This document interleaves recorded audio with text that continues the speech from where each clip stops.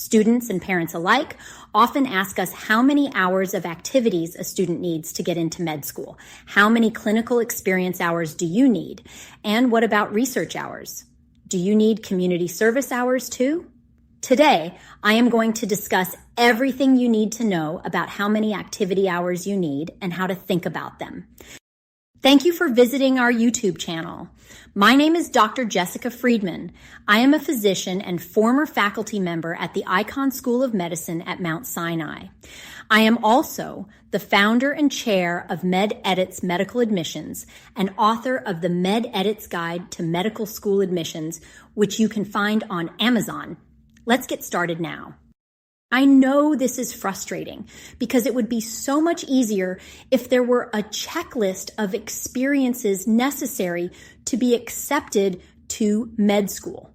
However, unlike the definitive clinical experience guidelines for admission to apply to PA school or the animal experience one needs to be admitted to veterinary school, the medical school admissions process requires applicants to be a bit more creative and self-motivated in seeking out the experiences that interest them most rather than following a rubric.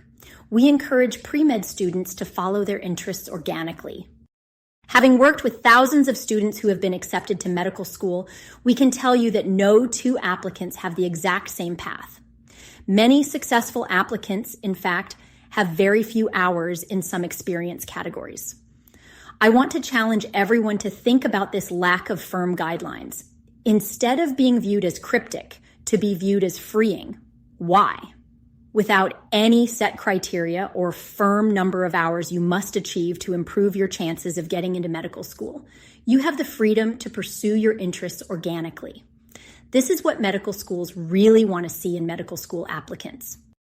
As you decide what experiences to engage in, follow your curiosities. Then, when deciding whether you have enough hours, think about whether or not you can provide convincing evidence for your interest in medicine. Can you articulate, using your experiences to buttress your answers, why you want to be a physician? Do you have examples of times when you worked with diverse populations, demonstrated empathy, and understood the importance of teamwork in healthcare? Have you engaged in any meaningful scholarly work that showcases your intellectual curiosity and ability to think critically and scientifically?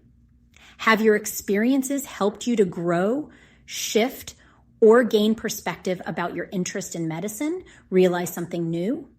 These are just a few questions you need to ask yourself to assess if you have enough hours and your readiness to apply to medical school. I realize that any presentation about activities hours would be incomplete without stating what categories of activities medical school admissions committees want students to be engaged in. So here are a few of the major ones: clinical exposure, shadowing, teaching, research, social justice or advocacy work, community service, and work experience. You can find the full list on this slide. In truth, it is a long list, and very few students excel in most categories. The key is to explore experiences in those categories that are of the most interest to you. This will help make you an authentic applicant. Keep in mind that your motivations need to be clearly expressed in your medical school personal statement, your experience entries, and your medical school interviews. If you can't write and speak intelligently about your motivations for a career in medicine, and if you aren't enthusiastic about what you have done, that is the sign that you may need to pursue additional pre-med experiences or make a greater impact and contribution in those that you are already involved in. How many experience hours you have will also depend on your timeline. For example, the student applying to medical school at the end of the junior year of college will have fewer experience hours than, let's say, the applicant who has taken a gap year or two.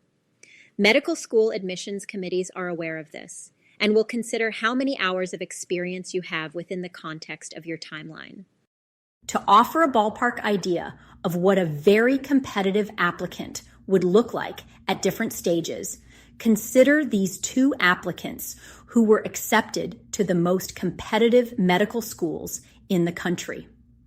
One student who applied to medical school at the end of junior year had roughly one experience of 1,000 hours, two of 500 hours, and two with more than 300 hours in their top 5 most significant experiences. Another applicant who took 2 gap years had 4 experiences where they devoted more than 1,000 hours each.